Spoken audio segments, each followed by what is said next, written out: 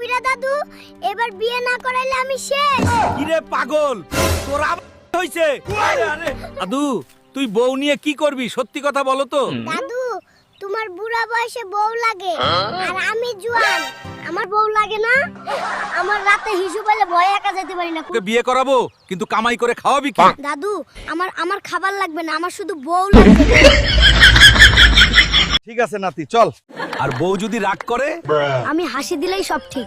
আমার ইনকাম কম কিন্তু আদর আনলিমিটেড। দাদু, বলেন তো, বিয়ের আগে মানুষ এত খুশি থাকে, পরে ওয়াইফাই পাসওয়ার্ডের মতো মুখ গোমরা কেন হয়? দাদু, বিয়ে যদি দিল্লি কা লাড্ডু হয়, তাহলে মানুষ লাইন ধরে খেতে যায় কেন?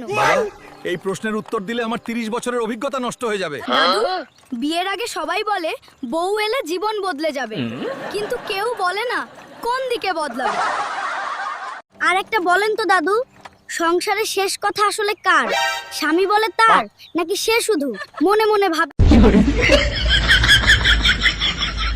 সবাই এত খুশি কেন?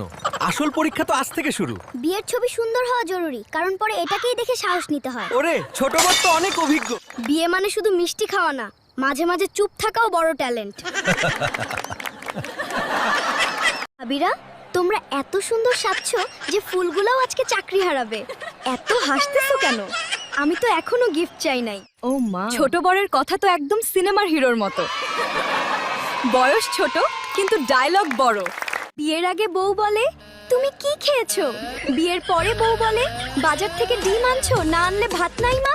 বিয়ের আগে রাত জেগে গল্প হয়, বিয়ের পরে রাত জেগে বাচ্চা আর মশা সামলানো হয়।